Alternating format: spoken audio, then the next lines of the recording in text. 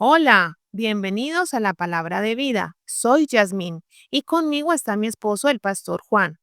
Hoy tenemos un tema fascinante que nos llevará a los albores del cristianismo. Así es, Linda. Hoy hablaremos de Clemente de Alejandría, un hombre que desafió su época al unir la fe cristiana con la filosofía griega. Ajá. ¿Te imaginas vivir en un mundo donde el cristianismo era visto como algo nuevo y extraño? Wow, eso suena como un desafío enorme. Así lo fue. Vamos a explorar cómo Clemente logró comunicar el mensaje de Cristo a una sociedad llena de ideas contradictorias. No te lo pierdas. Así es. Muy bien, para entender a Clemente necesitamos situarnos en su época. Sí. ¿Cómo era el mundo en el que vivió? Bueno, Clemente vivió entre los años 150 y 215 después de Cristo, Sí. en Alejandría, un lugar donde convergían muchas religiones y filosofías. El gnosticismo estaba en auge y había una gran confusión religiosa.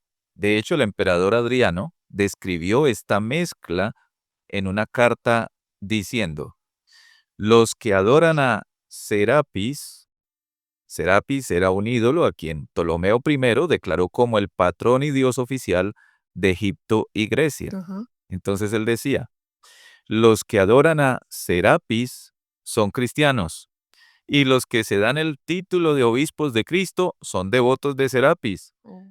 El único Dios de todos ellos es el dinero. Mm, Increíble, era un caos total. Total. ¿Cómo pudo Clemente mantenerse firme en su fe en medio de todo esto? Bueno, Clemente no nació cristiano. Vino de una familia pagana en Atenas y viajó mucho buscando la verdad. Finalmente encontró a Panteno en Alejandría, quien le enseñó el cristianismo desde una perspectiva filosófica. Oh, qué interesante.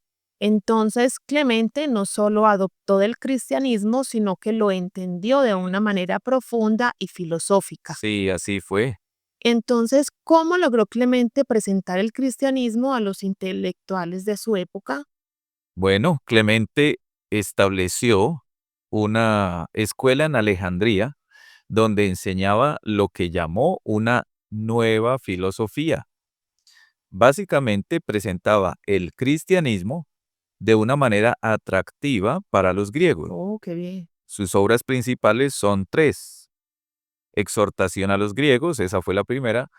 La segunda fue El Instructor y la tercera fue Misceláneas. Ajá. ¿Y qué nos puedes decir sobre estas obras?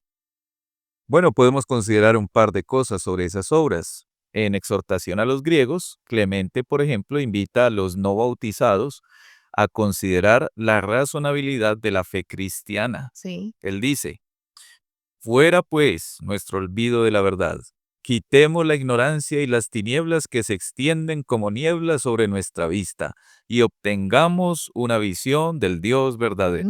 Qué palabras tan poderosas. Así es. Y en el instructor, Clemente explica cómo Cristo, el Logos, nos enseña a vivir éticamente. Incluso incluye un himno cristiano temprano llamado Himno del Salvador Cristo. Ajá. ¿Y qué hay de misceláneas?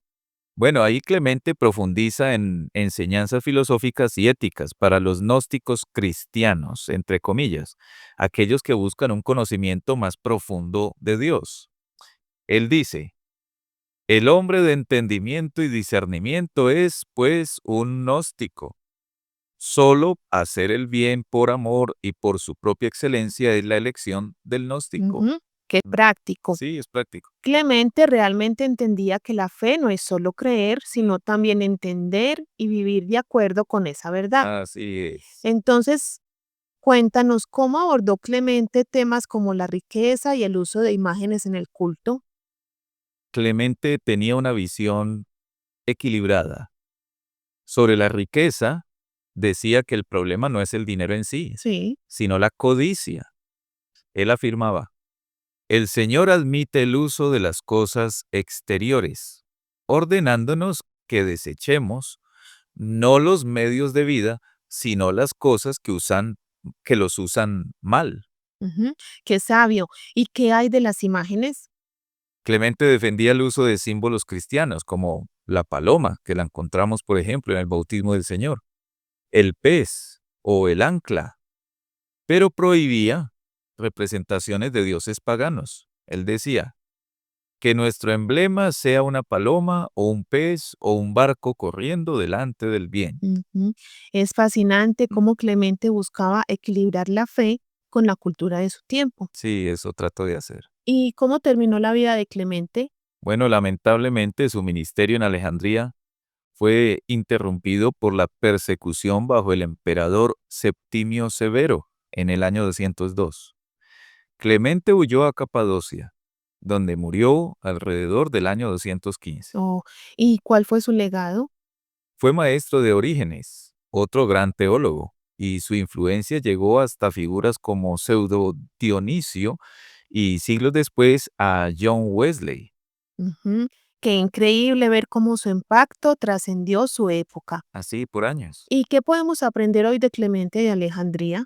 Clemente nos enseña la importancia de comunicar nuestra fe de manera relevante, sin perder su esencia.